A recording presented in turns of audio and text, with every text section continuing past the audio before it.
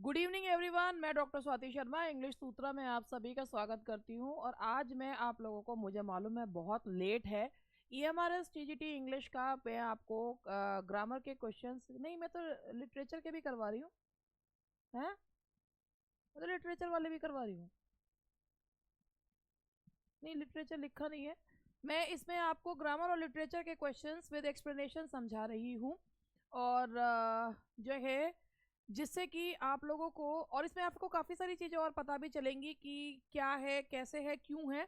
ये चीज़ें मैं आपको बताऊंगी। जैसे मैं अभी लेटर वाले क्वेश्चंस इसके पढ़ रही थी, तो विद एक्सप्लेनेशन आपको मैं समझाऊंगी। हाँ जी, मैं आप लोगों को कॉम्प्रिहेंशन पैसेज नहीं करा रही हूँ। ये एक पेपर मेरी स्टूडेंट ने मुझे भेजा था, वही मैं आपको उसी को ही करवा रही हूँ। और अभी इस बैच को आज हमें लॉन्च करना था, मगर हम नहीं कर रहे हैं, कल होगा ये। और इसमें एक और सरप्राइज़ है, तो मैं आप लोगों को कल ही वो चीज़ बताऊंगी। तो आई नो कि जो मैं कल जब इस एक बैच के बारे में बताऊंगी, तो आप लोगों को बहुत ही ज़्यादा उस बैच के बारे में से सुनकर एक एक अलग ही जो है वो मैं चीज़ बना रही हूँ, जिससे मुझे लगता है आपको खुशी होनी चाहिए। तो अभी फ़िलहाल आज इस बैच को लॉन्च नहीं किया है। तो अरे ये क्या हो गया, ये क्या आए जा रहा है, ये कोई पर कहाँ गया।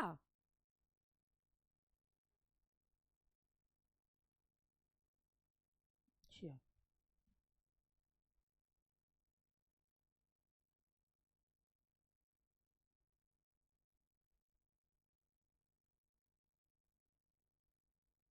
चलिए मैं अब आप लोगों को ये पेपर यहाँ से मैं आप लोग शुरू करूँगी। जो पेपर वो ये कहाँ तक है जी, ये है आ, हाँ, यहाँ से 56 से मैं आप लोगों को जो है मैं दिखाऊंगी। ये पेपर ही है मेरे पास जो आया हुआ है, इसमें आप देख रहे हैं निशान भी लगे हुए हैं। आई होप कि आपको सही से दिख रहा होगा ये। तो मैं यहाँ से आपको दिखा रही हूँ। इसमें ये पूछा गया है इन विच ऑर्डर, क्वेश्चन नंबर 56 से मैंने वो छोड़ दिए हैं जो कॉम्प्रीहेंशन के क्वेश्चंस हैं। मैं उसके आगे से जो है आप लोगों को बता रही हूँ जहाँ मेरे एक्सप्लेनेशन की जरूरत पड़े। In which order shall the following be written in a notice. तो ये बिल्कुल सही जो है वो जवाब इसमें लगा हुआ है।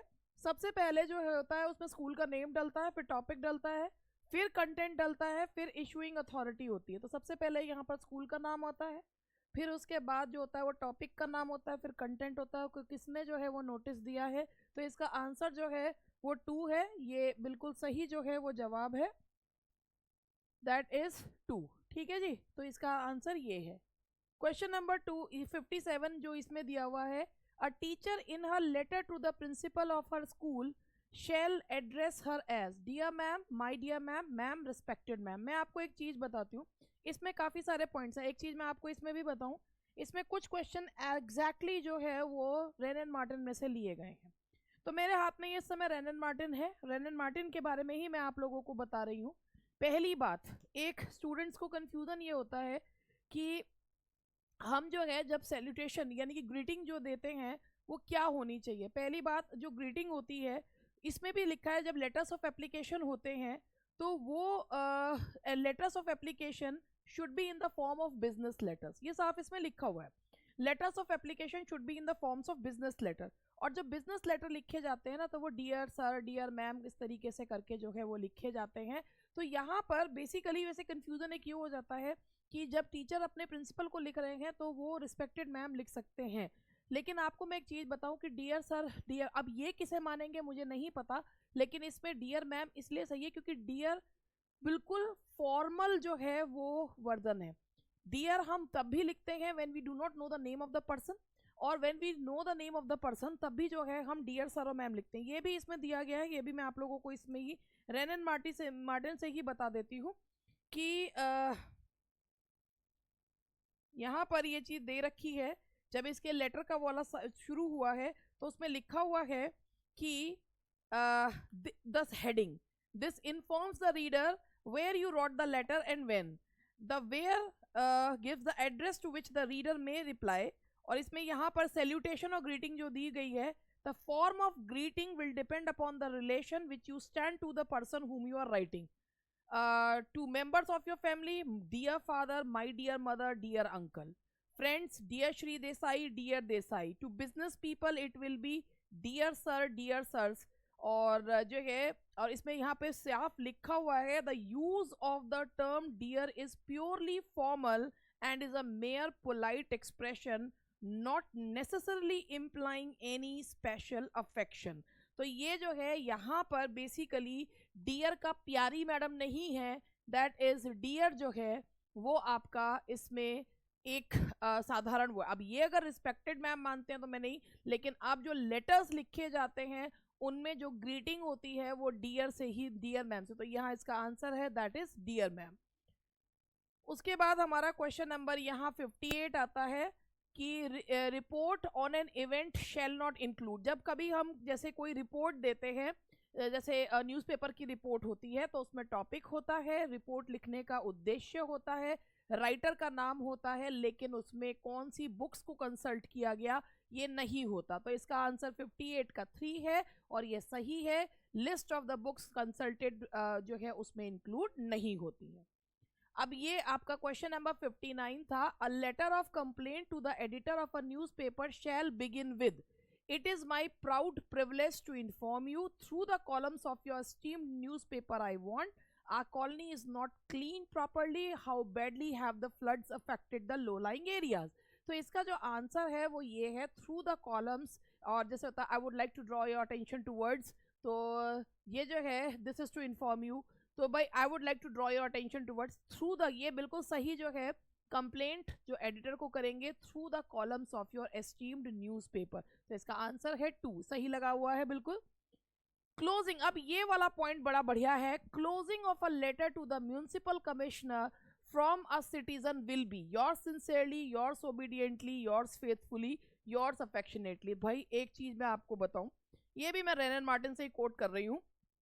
एक साधारण सी चीज है, एक सिंपल सी बात ये है कि जब हम बिजनेस लेटर लिखते हैं, जैसे हम म्यूनिसिपल कमिश्नर को लिख रहे हैं, अब हम म्यूनिसिपल कमिश्नर को लिखेंगे भाई when we know the name of the person, जब हम किसी व्यक्ति को जानते हैं, ठीक है, जब हम किसी व्यक्ति को जानते हैं और उसके बावजूद भी हम वहाँ डियर सर या मैम लिख रहे हैं और हम उसे जानते हैं, तो वहाँ हम लिखते हैं, वहाँ पर आता है हमारा योर्स सिंसियरली. ठीक है जी. लेकिन जहाँ पर हम व्यक्ति को जानते नहीं हैं, ठीक है, जहाँ पर हम जो है उसको नहीं जानते हैं, वहाँ हम योर्स फेथफुली करके जो है वो लिखते हैं. अब अगर म्यूनिसिपल कमिश्नर को एक सिटीजन जो है तो वो उसे नहीं जानता, एज अ वैसे जानता है लेकिन उसको पर्सनली नहीं जानता, तो वहाँ पर योर्स फेथफुली आएगा. अब मैं आपको इसी में चीज़ में आपको ये चीज़ बताना चाहूँगी. जैसे इसमें यहाँ पर दिया हुआ है, 1 मिनट का टाइम दीजिएगा मुझे.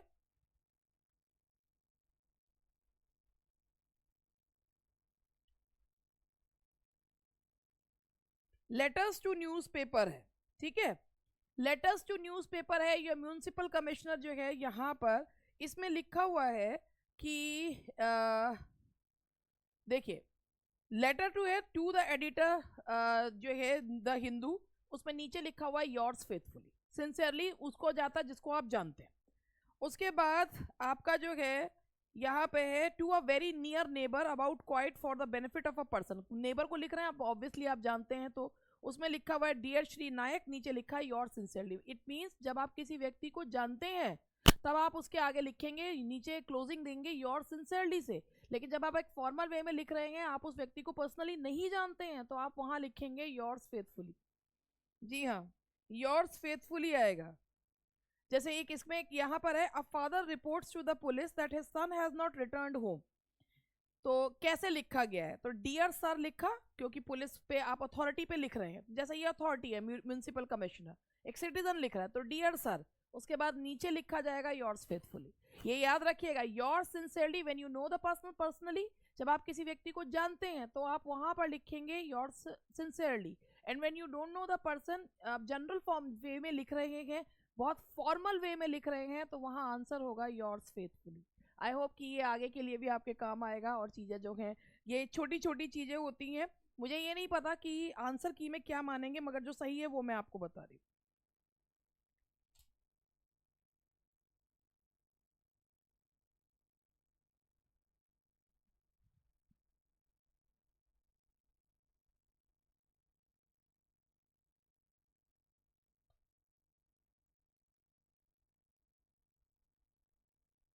चलिए आगे बढ़ते हैं, और मैं अब आपको इसके आगे जो है बताना चाहूंगी।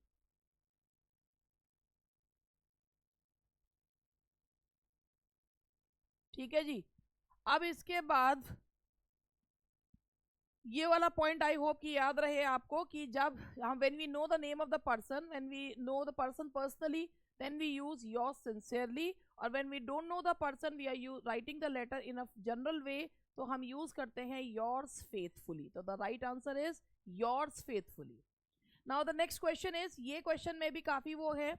अब आपको मैं बताऊं, इसमें अलग अलग किताबों में इसका अलग अलग जो है वो एक्सप्लेनेशन दिया हुआ है, मगर मैंने इसमें भी अभी रेन एंड मार्टिन को ही जो है कंसिडर करा है कि Sita is going to leave for London tomorrow. तो ये कौन सा जो है वो कौन सा जो है वो टेंस फॉर्म है इसमें, present continuous, present indefinite, future indefinite या फ्यूचर कंटिन्यूअस। तो मैं आपको एक सिंपल सी चीज बताऊं कि जो इसमें भी दी हुई है कि जो एट द मोमेंट चीज हो रही है उसके लिए हम प्रेजेंट कॉन्टिन्यूअस यूज करते हैं, और जो हमारे प्लान्ड प्रोग्राम्स हैं उसके लिए भी हम लोग जो है प्रेजेंट कॉन्टिन्यूअस को यूज करते हैं, और मतलब प्रेजेंट इंडेफिनेट भी यूज करते हैं, मगर जो ये is are am going to है ये प्रेजेंट कॉन्टिन्यूअस में फॉल करता है, तो दैट इज प्रेजेंट कॉन्टिन्यूअस। आप यकीन नहीं करेंगे, मेरे पास 2 किताबें ऐसी भी हैं जिसको इसको फ्यूचर सिंपल फ्यूचर टेंस में इसको दिया हुआ है, मगर मैंने भी इसको और किताबों से वो करते हुए दो किताबों में से प्रेजेंट कंटिन्यूअस में दिया हुआ है, और रेन एंड मार्टिन को मानते हुए मैं इसे प्रेजेंट कॉन्टिन्यूअस को बता रही हूँ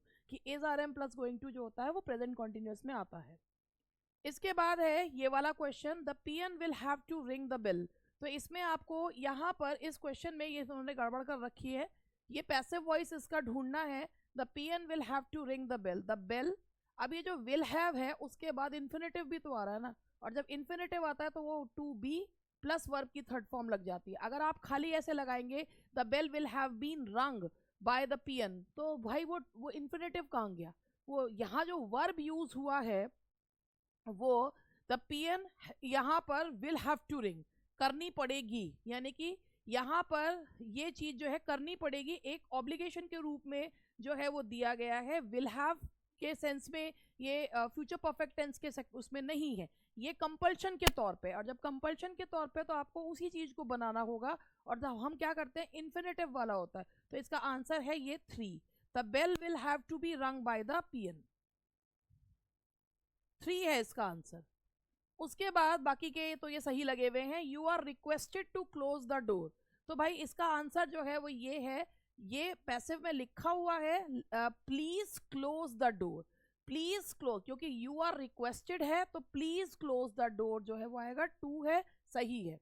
Ram can do it now, इसमें ऑब्जेक्ट है आपका it can be done by Ram now, it can be done, क्योंकि कैन कुड में चेंज नहीं होता है, नरेशन नहीं है, it can be done by Ram now, ठीक लिखा है।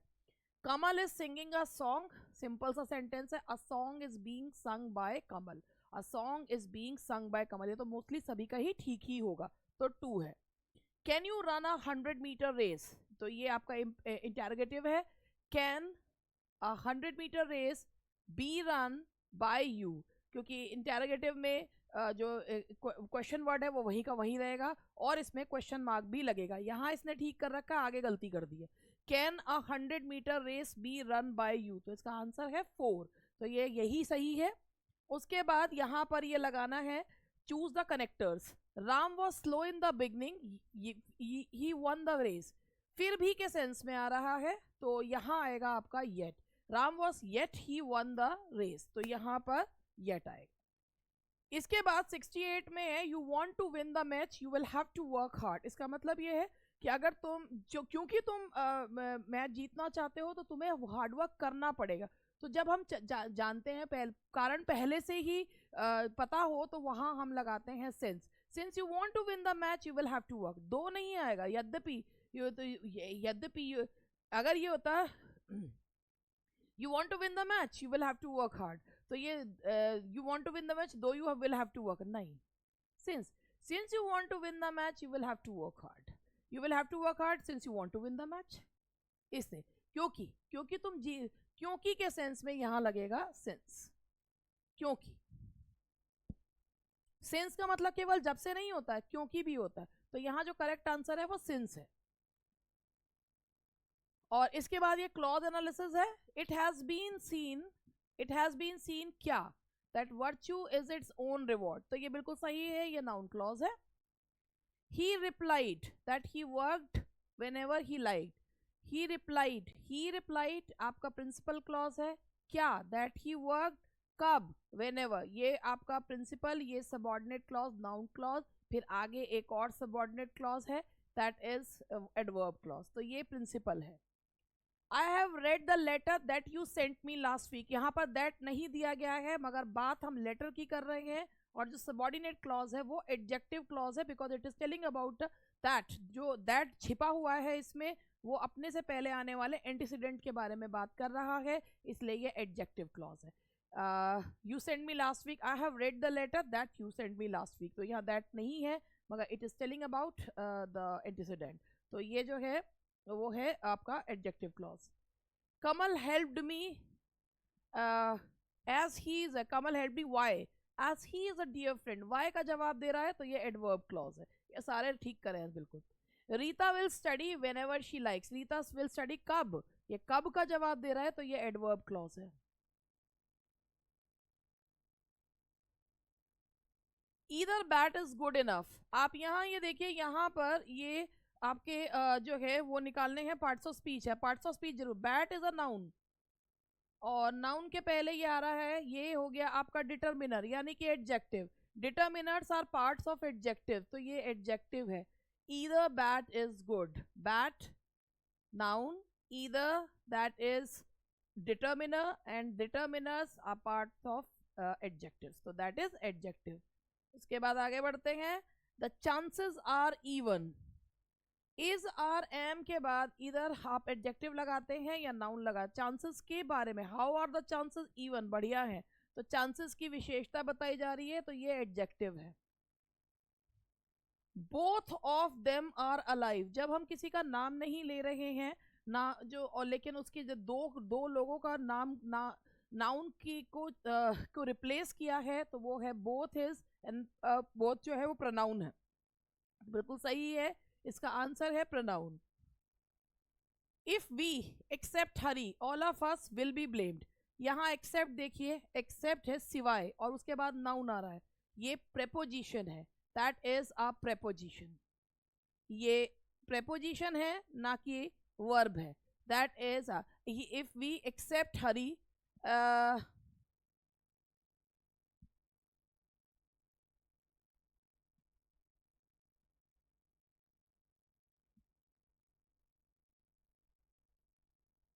If we except Hari all of us will be blamed. एक इसको अगर इस क्वेश्चन को पढ़ें तो ये है कि अगर हम, if we except Hari,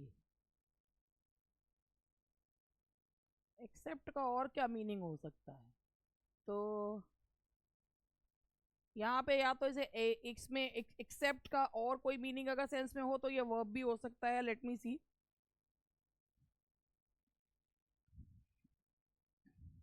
late me take except as a verb, क्योंकि मेरे दिमाग में आया, मैं एक बार इसको भी देखूं. तो ये भी मैं देखती हूँ. एक्सक्लूजन के रूप में है. टू अगर ये इसमें होता है to take exception, excepted, excepting, if we except Hari, ये इफ वी एक्सेप्ट हरी, अगर हम हरी को छोड़ दें, all of us will B. हाँ नहीं, ये सही लिखा है उसने, प्रेपोजिशन नहीं है ये, that's a verb. To take, if we except, अगर हम उसे छोड़ दे, if we except Hari, if we excepted, नहीं नहीं ये सही है, ये प्रेपोजिशन नहीं है, दैट्स अ वर्ब. सही जवाब है इसका, ये वर्ब ही है, क्योंकि क्वेश्चन एक्सेप्ट हरी से बन भी नहीं रहा है, वो सेंटेंस सही नहीं बना है. कि अगर हम हरी को छोड़ देते हैं, all of us will be blame, if we except Hari, कि अगर हम हरी को छोड़ देते हैं, तो इफ वी एक्सेप्ट हरी यहाँ वर्ब के रूप में ही है, छोड़ देते हैं. सही लिखा है भैया, लड़की ने सही लिखा है. अगर छोड़ देते हैं, तो छोड़ देते हैं के सेंस में ये चीज वर्ब होगी. मेरे भी दिमाग में भी क्लिक करा, प्रेपोजिशन के सेंस में सेंटेंस का सेंस नहीं बन रहा था. तो अगर हम हरी को छोड़ देते हैं तो all of us will be blame. तो हम जो है, क्योंकि इसका मीनिंग जो एक्सेप्ट का है वो यही है कि जो है इसके टू टेक और leave out from a number और अ होल, टू टेक और leave out from a number और अ होल, तो ये सही है. उसके बाद आगे बढ़ते हैं। ये वाला क्वेश्चन एग्जैक्टली ये क्वेश्चन जो है ये आपका लिया गया है रेन एंड मार्टिन से ही लिया गया। यहाँ ये इसने गलती कर दी है। Do not talk like that, यहाँ लाइक का पार्ट ऑफ स्पीच पूछा है और दैट का मतलब है द वे। ठीक है, अब ये लाइक जो है अगर यहाँ पर लाइक होता, इसने करा वैसे ये कैसे के सेंस में, do not talk like, do not talk how like that. अब इसमें ना लाइक दैट में पूरे पे नहीं है, सिर्फ लाइक पे है। अब लाइक क्या है, दैट इज अ प्रेपोजिशन। क्यों है प्रेपोजिशन, क्योंकि इसके बाद क्या आ रहा है, that is a pronoun. Pronoun जो है वो आ रहा है, तो इसीलिए ये इसमें जो है ये प्रेपोजिशन है, दैट इज नॉट जो है वो एडवर्ब। एडवर्ब पे सेंटेंस खत्म होता है, और अगर एडवर्ब जैसा ही दिखने वाला कैसे कब कहाँ का जवाब दे, लेकिन उसके बाद नाउन प्रोनाउन आए तो वो प्रेपोजिशन हो जाता है। इसीलिए ये प्रेपोजिशन है, ये आपका एडवर्ब नहीं है। ठीक है जी। उसके बाद आगे बढ़ते हैं। Choose the punctuation mark to correctly replace the, ये जो एस्टर जो सिंबल बनाया हुआ है, the wind being favourable the ship sailed away.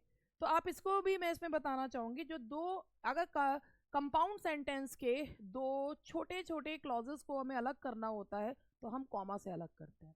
Compound sentence के छोटे क्लॉजेस को कॉमा से अलग किया जाता है, और इसीलिए यहाँ आएगा comma, the wind being favourable the ship sailed away, छोटे क्लॉजेस को।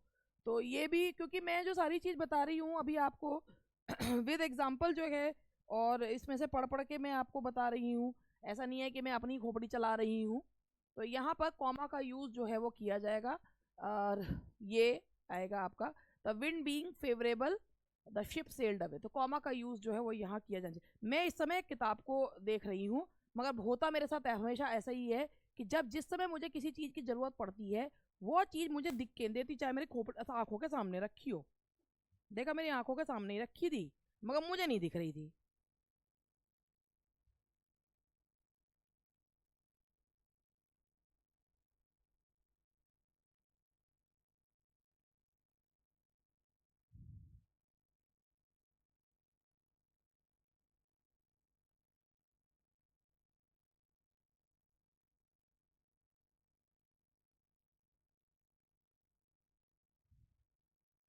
देखिए, शॉर्ट कोऑर्डिनेट क्लॉजेस को जो है वो कंपाउंड सेंटेंस को अलग करने के लिए हम कॉमा यूज करते हैं, और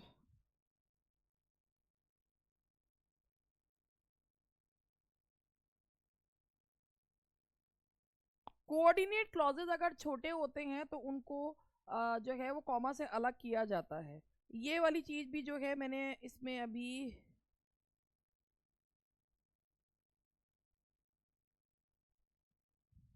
इसमें ही से ही मैं आपको रेनन मार्टिन में से ही बता रही थी कि अगर कंपाउंड सेंटेंस के दो क्लॉजेस होते हैं तो उनको जो है वो कॉमा से अलग किया जाता है, तो यहाँ आएगा कॉमा। ठीक है जी, ये सही जवाब है, बिल्कुल कॉमा ही आएगा यहाँ पे। उसके बाद है if you prick us do we not bleed. तो यहाँ पर ये पूछा है, ये आपको पता भी होगा कि ये जो लाइन है ये पूछी गई है, ये पूरी की पूरी लाइन जो है ये जो है मर्चेंट ऑफ वेनिस की लाइन से है, और किसकी लाइन है, शायलॉक की लाइन से। और इसमें जो है ये पूरी स्पीच है, तो यहाँ पर ये पूरी स्पीच जो है मैं आप लोगों को एक बार लिख के दिखाना चाहूँगी। If you prick us do we not be bleed. तो ये है, ये पूरी ये जो है यहाँ पर ये क्वेश्चन पूछा जा रहा है, ये शायलॉक की स्पीच है। If you prick us do we not bleed, कि अगर तुम जो है हमें इसमें जो मेन जो क्लॉज है वो क्वेश्चन पूछ रहा है। If you prick us do we not bleed, ये क्वेश्चन मार्क आएगा इसमें, तो यहाँ आएगा क्वेश्चन मार्क, क्योंकि क्वेश्चन पूछा जा रहा है।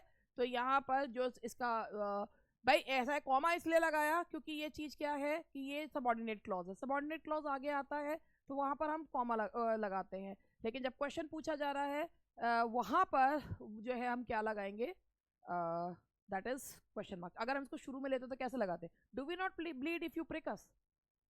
अगर आप प्रिंसिपल क्लॉज को आगे लगाते तो क्या बोलते, do we not bleed if you prick us, question mark. तो यहाँ आएगा क्वेश्चन मार्क। शैलॉक की जो है ये लाइन है तो क्वेश्चन मार्क आएगा, बावली गड़बड़ कर गई।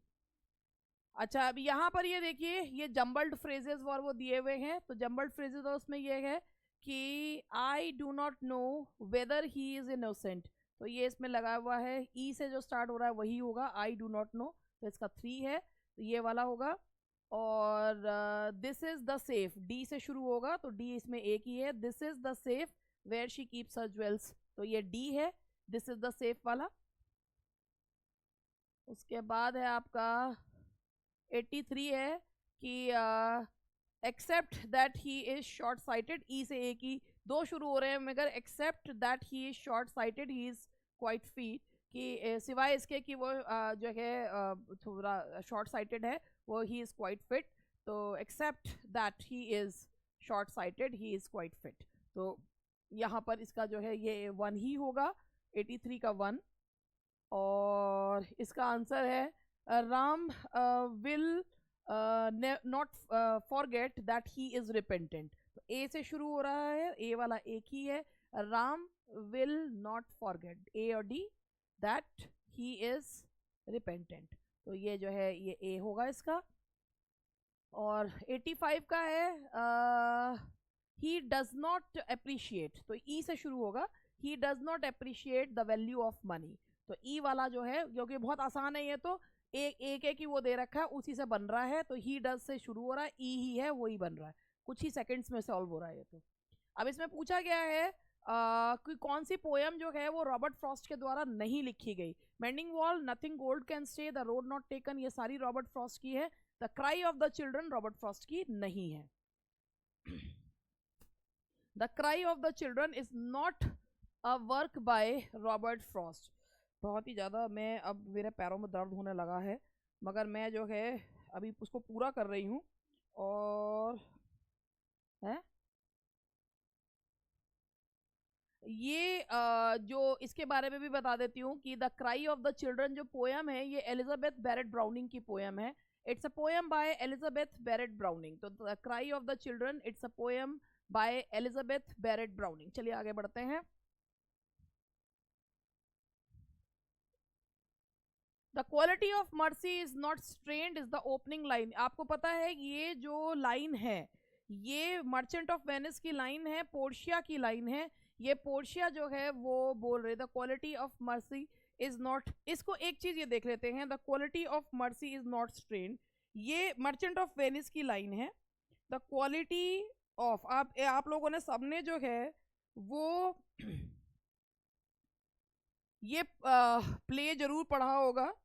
और ये जो है एक्ट 4 सीन फर्स्ट में ये लाइंस हैं, जब पोर्शिया जो है वो शार्लॉक से विनती कर रही है कि तुमको दया को दिखानी चाहिए, क्योंकि जो मर्सी की क्वालिटी है वो जो है एक निर्दोष क्वालिटी है। तो ये जो स्पीच है it is delivered by Portia, क्योंकि इसमें पोर्शिया जो है वो क्रॉस ड्रेसिंग उसने अपनाई हुई है and she is trying to protect Antonio, तो that is Portia. Often considered the national poet of Chile, won Nobel Prize in Literature in 1971.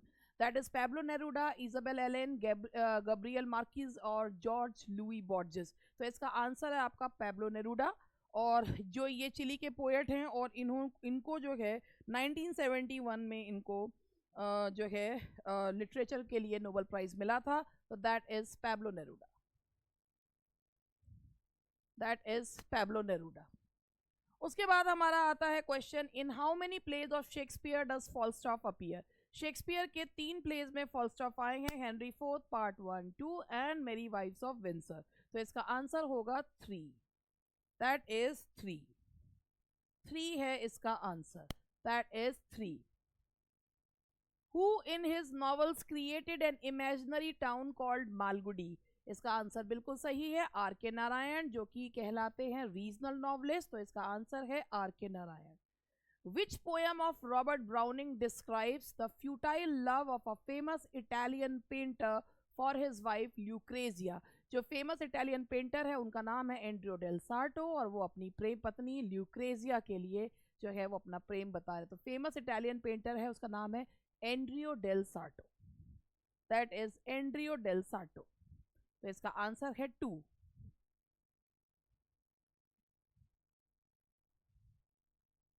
Which of the following newspapers magazines was not edited by Khushwant Singh. The illustrated weekly off India उन्हीं के द्वारा करा हुआ है, national Herald भी उन्हीं का ही है, हिंदुस्तान टाइम्स भी उन्हीं के द्वारा करा हुआ है। उनके द्वारा जो नहीं किया गया that is the Indian express, Indian express उनके द्वारा नहीं किया गया। Who were the principal members of the lake poets, ये सभी को पता है, वर्ड्सवर्थ, कॉलरिज एंड साउदे, इन्हीं तीनों को जो है वो लेक पोएट्स कहा जाता है, Wordsworth, Coleridge and Southey.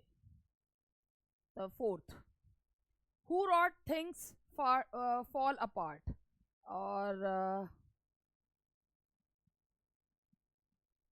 Things fall apart जो है वो नॉवल किसका है, दैट इज चिनुआ एशबे, चिनुआ एशबे का ये नॉवल है, that is things fall apart.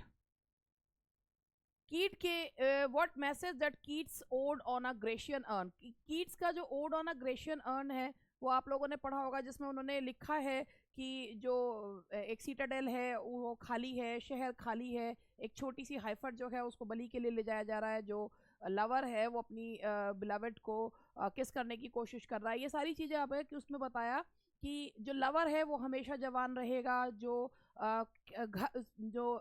City है वो हमेशा खाली रहेगी, क्योंकि वो सब आर्ट में वो इमोटलाइज हो गए हैं। तो ये बताया है a work of art immortalises youth and beauty, यही ode on a Grecian urn का जो है वो मैसेज है। तो the answer is correct, that is 1, a work of art.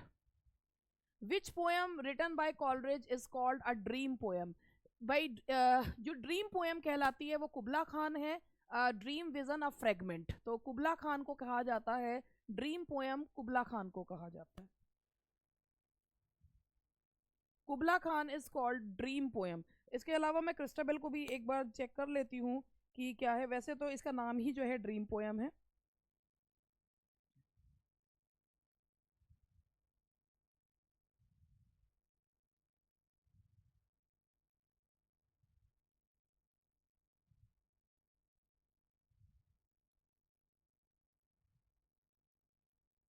ये एक बैलेड है, क्रिस्टाबेल इज अ बैलेड, और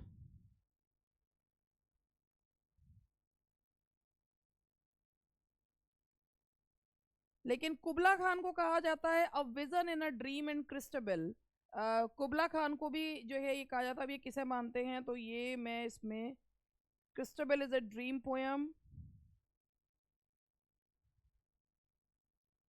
ये एक इसमें बेसिकली कुबला खान को ही ड्रीम पोएम है। अब वो किसको करते हैं मैं इसमें नहीं कह सकती, क्योंकि इसे ड्रीम विजन जो है वो कहा गया है, तो मैंने इसे कुबला खान देखा, बाकी जैसा भी रहेगा।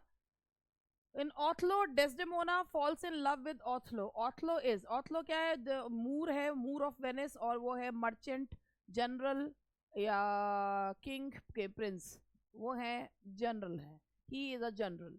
तो द आंसर इज करेक्ट, 97 का आंसर है 2, जनरल।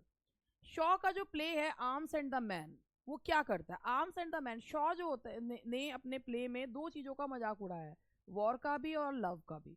तो इन्होंने आंसर लगाया celebrates the glory of war, नहीं, आर्म्स एंड द मैन में उन्होंने युद्ध को डिनाउंस करा है, युद्ध को डिनाउंस करा है। उन्होंने ये बताया कि जितना युद्ध जो है वो रोमांटिक लगता है उतना होता नहीं है, और जो है ना ही जो हर लड़ने वाला होता है वो बोल्ड और ब्रेव होता, तो डिनाउंसेस वॉर, इन्होंने उसमें युद्ध को डिनाउंस किया है, ग्लोरी ऑफ वॉर को सेलिब्रेट नहीं किया।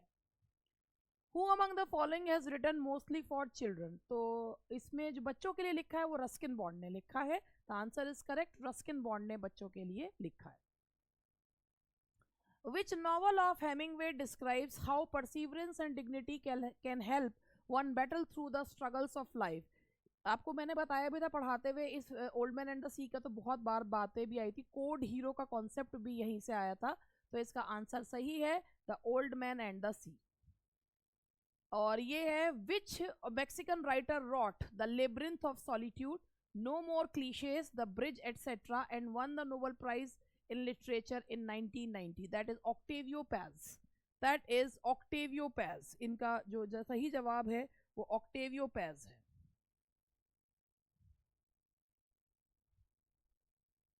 Octavio Paz वर्ल्ड लिटरेचर में से पूछा गया है ये, वैसे तो बाकी तो जनरली क्वेश्चंस है। एनालॉजी, ये तो रिपीट हुआ है, analogy written on the death of Keats by Shelley is named Adonais, Adonais जो है वो शेले ने लिखा था कीट्स की मृत्यु के उपरांत, तो ये है Adonis. That in the play The Tempest, Ariel was imprisoned in a by the witch Sycorax. इस पे कुछ लोगों ने गलती से आइलैंड कर दिया है भाई. जब विच ने जो है विच ने एरियल को जो कैद किया था वो पाइन क्लोवन में जो है करा. पाइन का जो ऐसा त्रिशंकु एक त्रिकोण का जो पेड़ होता है उसमें उसको कैद किया था. तो इसका सही आंसर है tree. The answer is tree. Which poem of Keats begins with the line a thing of beauty is a joy for ever, and that is Endymion. A thing of beauty is a joy for ever, कि जो चीज सुंदर है वो हमेशा जो है वो खूबसूरती जो है वो हमेशा सुख का पर्याय होती है. A thing of beauty is a joy for ever, and that is Endymion. ये तो रट भी गया हुआ है कई बार. तो इसके बाद हमारी ये तो आंसर सही है, एंडीमियन है. Why is Lady Macbeth called the fourth witch in Shakespeare's play Macbeth? तो भाई लेडी मकबेथ को फोर्थ विच इसलिए कहा जाता है क्योंकि वो मकबेथ को जो है वो इंसाइट करती है डंकन की हत्या करने के लिए. तो शी टॉन्ट्स मकबेथ. टॉन्ट्स तो नहीं, इंसाइट्स होना चाहिए था. तो यहाँ पर इसका आंसर होगा दैट इज 3. ये पता नहीं इन्होंने किस झोंक में कर दिया है. She taunts Macbeth to kill Duncan. Miss ये 106 से ये वाले तो ये सारे आप लोगों के वो, हाँ वो हैं पेडागोजी वाले, या तो ये तो मैं नहीं करवा रही हूँ.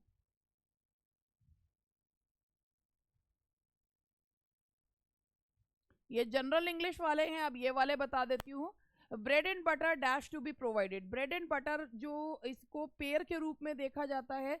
जब भी कभी इसमें वर्ब लगाना होता है तो हम इसके बाद उसको ऑब्जेक्ट देखते हैं, उसके हिसाब से वर्ब लगता है. अब यहाँ पर ऑब्जेक्ट नहीं है तो यहाँ पर हम इसको एक पेयर ही मान रहे हैं, इसीलिए यहाँ पर जो है वो लिखा जाएगा bread and butter has to be provided. तो यहाँ इसका आंसर होगा 2, क्योंकि इसे एक युग्म मान के एक पेयर मानकर इसे यूज किया गया है. तो यहाँ हैज़ आएगा. उसके बाद यहाँ पर देखिए I dash your letter yesterday. Yesterday जो है वो पास्ट इंडेफिनिट टेंस में यूज होता है. तो I received your letter yesterday, यहाँ ये आएगा. उसके बाद choose the word nearly similar in meaning to the given one. Courage और फोर्टिट्यूड, वर्च्यू सिमिलर पूछा है सिनोनिम. तो फोर्टिट्यूड, वर्च्यू, हेजिटेशन, कावर्डिस. तो आप ये देखिए अगर इसमें नहीं भी पता हो तो वर्च्यू जो होता है दैट इज गुण, एंड हेजिटेशन हिचक, कावर्डिस जो होता है कायरता. तो करेज का जो होगा दैट इज फोर्टिट्यूड. उसका सही आंसर जो है वो फोर्टिट्यूड ही होगा. तो answer is correct here. The answer is fortitude. ठीक है जी.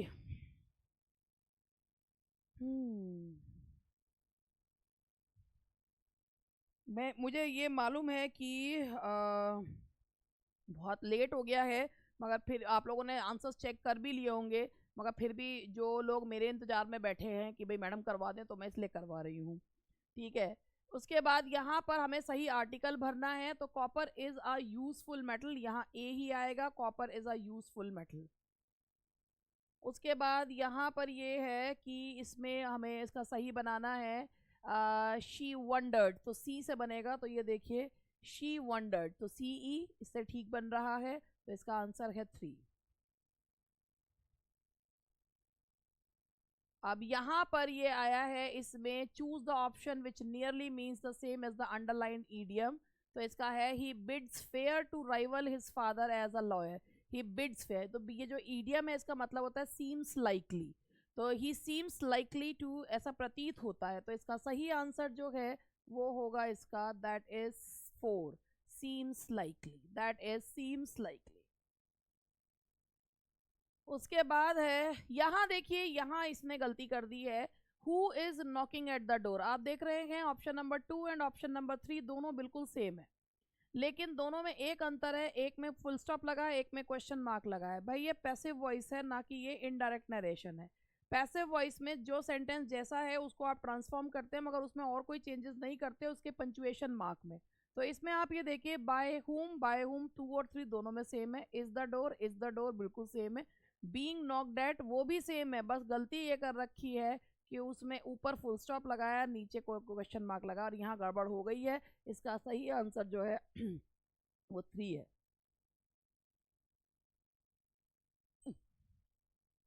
तो यह होगा इसका, by whom is the door being knocked eight, question mark वाला हो। नाउ आगे बढ़ते हैं। ये पूछा है कि Ram should have gone to the market, ये कौन सा टेंस है?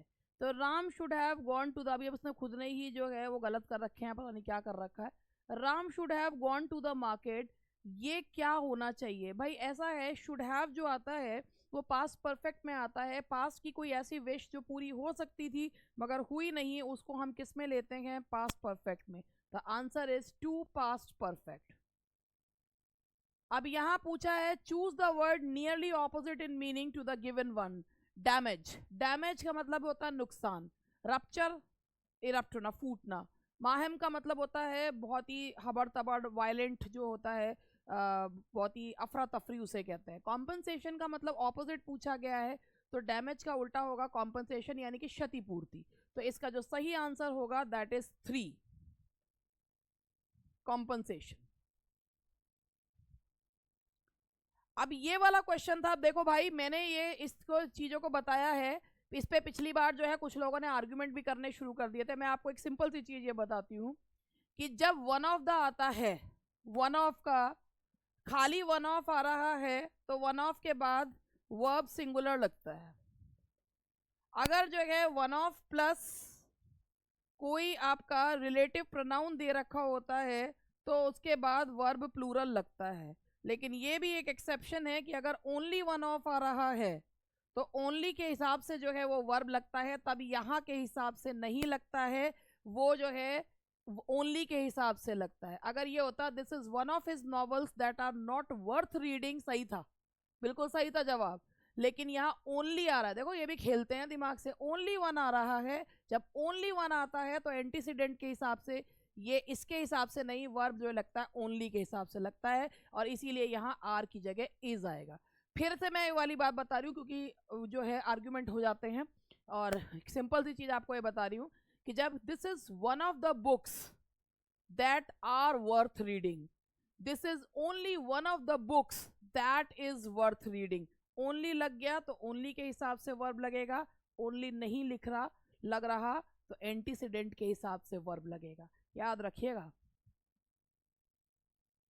उसके बाद ये भी है एक, और यहाँ पर है, ये इसको कंबाइन करना है। You can borrow the book, you have to return it, यहाँ पर कंडीशन बताई जा रही है, you can borrow the book provided you have to return it tomorrow. ठीक है, तो यहाँ आएगा आपका जो सही आंसर है वो होगा प्रोवाइडेड, सही है प्रोवाइडेड, दैट इज प्रोवाइडेड। और उसके बाद है my father shall write me a letter. अब यहाँ पर इसमें करा क्या गया है कि इसने शेल बी का शेल बी ही कर लिया है। मैं आपको एक साधारण बात बताऊं कि यहाँ ना एक डायरेक्ट ऑब्जेक्ट है और एक इनडायरेक्ट ऑब्जेक्ट है, हम दोनों तरीके से बना सकते हैं। जैसे अगर हम डायरेक्ट ऑब्जेक्ट से बना, इसमें डायरेक्ट ऑब्जेक्ट से बनाए, अगर हम इनडायरेक्ट ऑब्जेक्ट से बनाए तो ऐसे होगा कि जो है I was I will be जो है I will be return a letter by my father. ठीक है, ये बनेगा I will be return a letter by my father, मगर यहाँ ये चीज या I shall be return a letter by my, ये डायरेक्ट ऑब्जेक्ट से बनाया गया, वो इनडायरेक्ट ऑब्जेक्ट से, मगर यहाँ ना कर्ता नहीं लिखा गया, कौन भाई डूअर कौन है, कौन हो, किसके द्वारा लिखा गया है। तो इन्होंने क्या करा है, डायरेक्ट ऑब्जेक्ट से बनाया है। A letter will be return to me, किसको, को, तो इसका जो सही आंसर है वो 1 है। A letter will be return to me by my father, क्योंकि दोनों ही तरीकों से बनाया जाता है और दोनों ही तरीके यहाँ दिए हुए हैं, मगर यहाँ बाय माई फादर नहीं दिया। अब हम इसमें अज्यूम नहीं कर सकते कि लेटर किसके द्वारा लिखा जाएगा, तो मेरे हिसाब से इसका करेक्ट जो है वो लेटर विल बी इनडायरेक्ट, जब हम डायरेक्ट ऑब्जेक्ट से बना रहे हैं। Identify the tense, Lata will be going to Delhi tomorrow, तो विल बी गोइंग टू आ रहा है, तो और यहाँ पर will shall plus be plus going to आता है तो वो फ्यूचर कंटिन्यूस होता है, ये तो आपको पता ही होगा। तो फ्यूचर इंडेफिनेट होता है, future indefinite will plus will shall plus verb की first form, future perfect will have shall have plus verb की third form, present continuous is are am plus होता है, तो ये है आपका future. I will be meeting you tomorrow, तो ये जो है दैट इज फ्यूचर कंटिन्यूस, तो सही जवाब है। अब यहाँ पर ये पूछा गया है, अब इसने फिर पता नहीं कैसे गड़बड़ कर दी। Identify the clause of the underlined expression of the following. Clause ये एक्चुअली प्रिंसिपल वो है, राम नोज ये प्रिंसिपल है that Lalit is going to help him. ये जो है ये प्रिंसिपल है जी, ये है क्लॉज, तो नाउन क्लॉज। अब इसने क्या सोच के करा मुझे भी नहीं पता। ये देखिए, it needs to be done with care. Need जो होता है या तो मॉडल होता है, जब मॉडल के रूप में यूज होता है तो वो यूज होता है जो है नेगेटिव और इंटेरोगेटिव। अब तो बड़ा लंबा हो गया, 45 मिनट हो गए, मुझे तो देखा ही नहीं मैंने, इसलिए मेरे पैर दुख रहे हैं बार बार खड़े होके। तो ये जो है it needs to be done with care. Needs यहाँ पर जब नीड जो है वो सिंपल सेंटेंस में यानी कि मेन वर्ब के रूप में यूज होता है तो वो अफर्मेटिव या किसी भी सेंटेंस में हम यूज कर सकते हैं। तो ये जो नीड्स है यहाँ पर ये वर्ब का काम कर रहा है। व्हाट डज ही वांट, ये आपका व्हाट, यहाँ पर व्हाट किसी का नाम नहीं है। व्हाट डज ही वांट आप इसका जवाब देंगे, दैट्स अ प्रोनाउन, तो इसका आंसर सही है बिल्कुल, दैट इज प्रोनाउन। अब यहाँ पर ये पूछा गया है कि इसमें कौन सा पंचुएशन मार्क आएगा, तो यहाँ है what happened then, I do not know, I don't know what happened then. Actually यहाँ पर आई डोंट नो ये प्रिंसिपल है और व्हाट हैपेंड देन सबऑर्डिनेट है। अब जब सबऑर्डिनेट क्लॉज पहले आता है तो वो कॉमा से प्रिंसिपल क्लॉज से अलग किया जाता है, तो the correct answer is comma. सही लगाया हुआ इसने, करेक्ट आंसर इज कॉमा। और ये हैं आपके सिंस यू से सो आई बिलीव इट, तो क्योंकि तुम इसे कह रहे हो तो मैं इसे मान लेता हूँ। सिंस से शुरू होगा तो सी है इसका, सिंस यू से सो आई बिलीव इट। और फिर इसके बाद 149 का है, सी ही है इसका आई थिंक, कि कहाँ गया C, take this parcel to the, take C से ही शुरू होगा वैसे, कि और तो किसे हो नहीं रहा। Take this parcel, take this parcel over to the post office, हाँ जी ऐसे ही होगा, take this parcel over, C से ही शुरू हो रहा है और इसमें उन्होंने कंफ्यूजन कर भी नहीं रखी है, तो सी इसका आंसर 2 है।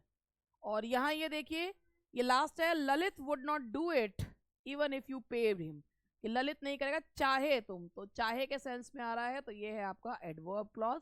तो यहाँ पर जो है ये हो गया आपका दैट इज एडवर्ब। तो अब आप लोग अपने आंसर्स चेक कर लें, काफ़ी देर मुझे बोलते बोलते हो गई, मुझे तो पता ही नहीं चला आज इतनी देर हो गई। ठीक है, बिल्कुल भी बीच में बात नहीं करी, कोई चीज़ सब कही नहीं, कोई बेचा नहीं, कुछ सब कहा नहीं, फिर भी इतनी देर हो गई। कोई क्वेश्चंस बहुत सारे थे, मैंने खुद ने काउंट नहीं करे थे कितने क्वेश्चंस ये हैं। खैर अब आप लोग अपना जो है वो पेपर चेक कर सकते हैं। भाई देखिए मैंने अपनी तरफ से बिल्कुल कुछ जो है रेफरेंस वगैरह देकर आपको समझाने की कोशिश करी है, और हो सकता है कि जो ऑफिशियल आंसर किया है उसमें कुछ क्वेश्चंस में वो कुछ और माने, लेकिन मैंने अपनी तरफ से आपको सही बताया है। ठीक है जी, चलिए बाय बाय, मिलते हैं कल। हेलो।